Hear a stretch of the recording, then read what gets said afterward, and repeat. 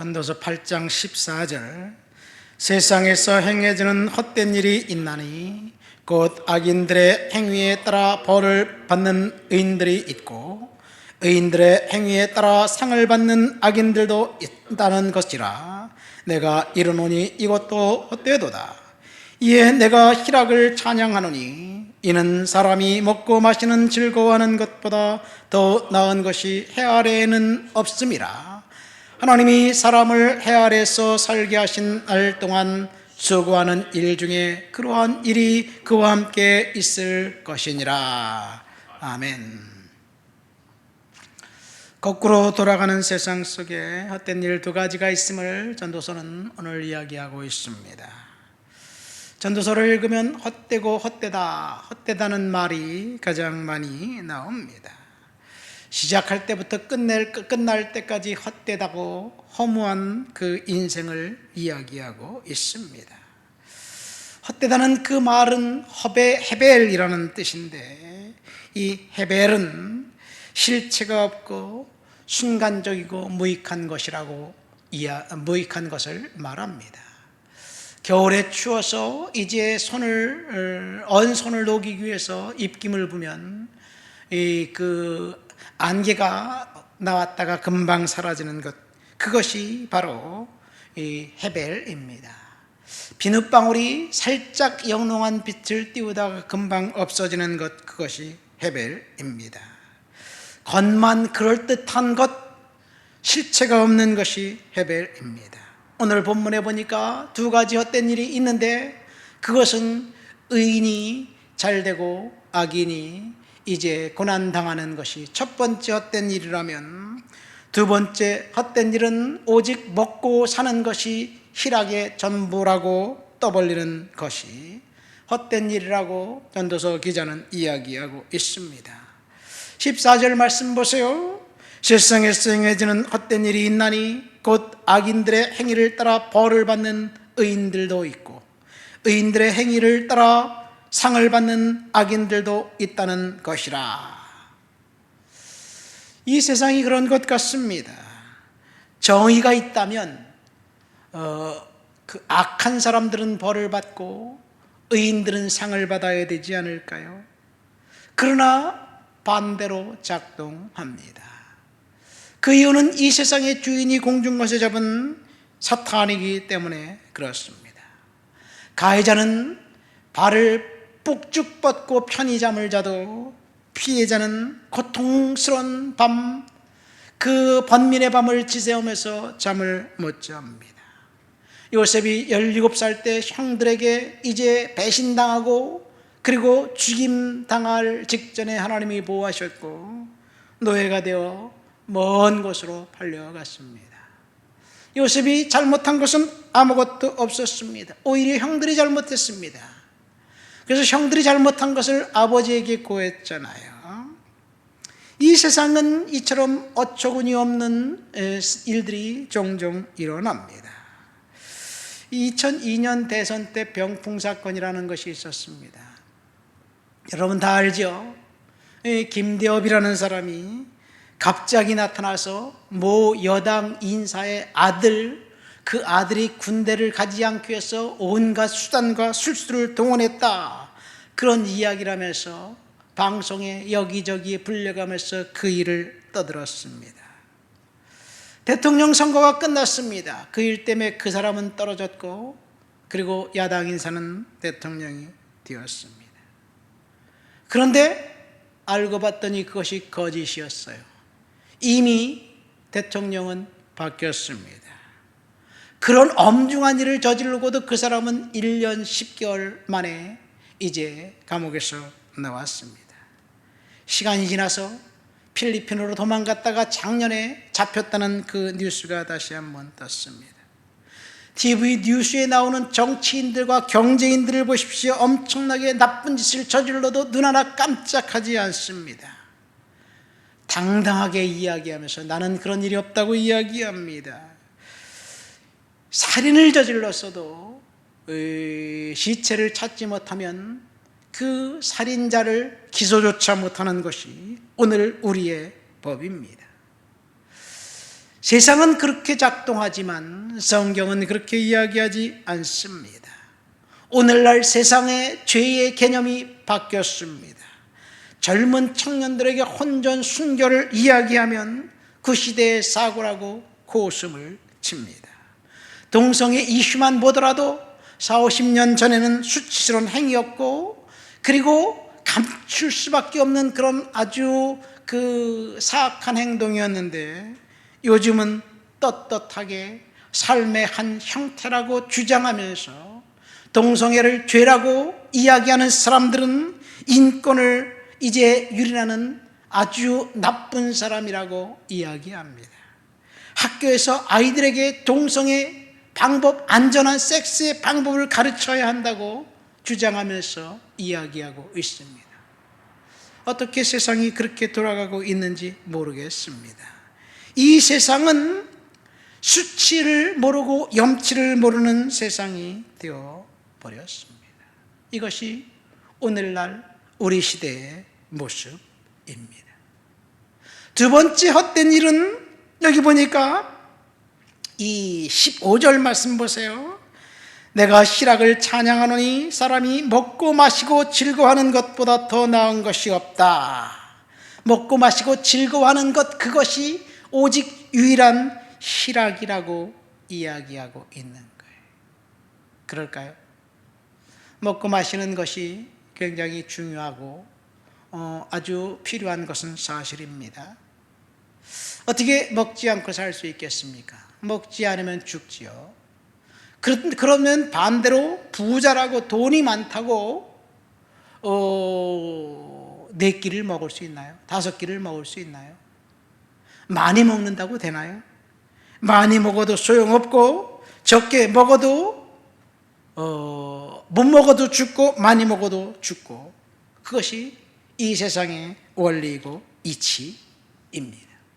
이 로마가 전 세계를 지배했을 때 이 북아프리카가 로마의 식량 창고였습니다. 로마인들의 산의 진미의 음식을 조달하는 역할이 북아프리카의 역할이었습니다. 그래서 모든 음식물을 빼앗긴 북아프리카는 굶어 굶주림에 늘 허덕이었어요. 7세기 이슬람이 발흥하자 이제 북아프리카가 일순간에 자신들을 수탈하지 않은 이슬람 편에 들어서 대거 이슬람으로 개종하고, 그리고 기독교를 저버렸습니다. 당시 로마의 문화재 중에서 가장 고귀한 문화는 음식물을 먹고 갈고리 같은 옥으로 만든 그 물건이 있는데, 그것을 입에 넣고 다시 토해내고 그 또 다른 산의 진미 음식을 먹기 위해서 쓰는 그 물건이었다고 합니다. 귀족들의 집집마다 그런 물건이, 다양한 물건이 있었습니다. 여러분, 먹어도 끝이 없는 탐욕 가운데 살아가는 사람이 있다면 그것은 인간이 아니라 괴물입니다. 오래전에 교황 그레고리 7세가, 그레고리 대제가 이 7가지 치명적인 죄를 구분해서 가르쳤습니다. 7가지 치명적인 죄가 뭐냐? 교만, 분노, 질투, 정욕, 탐식, 게으름, 탐심입니다. 근데 여기 탐식이라는 것이 7가지 치명적인 죄의 하나로 기독교 전통에서 과거에는 가르쳤어요. 너무 많이 먹는 것, 그것이 하나님 앞에 씻을 수 없는 죄다, 이렇게 가르쳤어요. 아마 로마가 북아프리카를 수탈했던 그런 일이 있었기 때문에 그런지 모르겠습니다. 크리스찬리티 투데이라는 잡지에 보면 살찐 신앙인들이라는 기고문이 있습니다. 버지니아 스템 오웬스라는 사람이 이제 기고한 소논문인데, 일반인에 비해 종교인들이 더 비만하다는 이야기예요. 그 이유를 따져보니까 종교인들, 특별히 기독교인들은 술, 담배 같은 기호식품에 절제하고 그리고 그것을 죄악시합니다. 술을 먹지 말아야 된다는 것 대한민국 기독교인만 이야기하는 게 아니에요. 사실은 경건한 크리스천들은 술, 담배에 대해서 절제를 가르칩니다. 제가 그 한 유학 시절 한때 그 루터 교회에서 그 봉사했던 적이 있어요. 루터 교회는 뭐 술, 담배 같은 것들에 대해서 그 관용해요. 서양 교회들은 다 대부분 그렇습니다. 근데 문제는 목사님이 백인 목사님인데 꼭 담배를 피고 교회 앞에서 담배꽁초를 버리는 거예요. 술을 잡수시고. 그런데 이 연로하신 성도들의 뭐 그런 문제에 대해서 뭐 개인의 허비, 개인의 취향이니까 I don't care, 우리는 괜찮다. 그런데요, 정작 내 목사님이, 우리 목사님이 그러면 싫은 거예요. 목사님이 술을 드시고 신방 오는 거 싫은 거예요.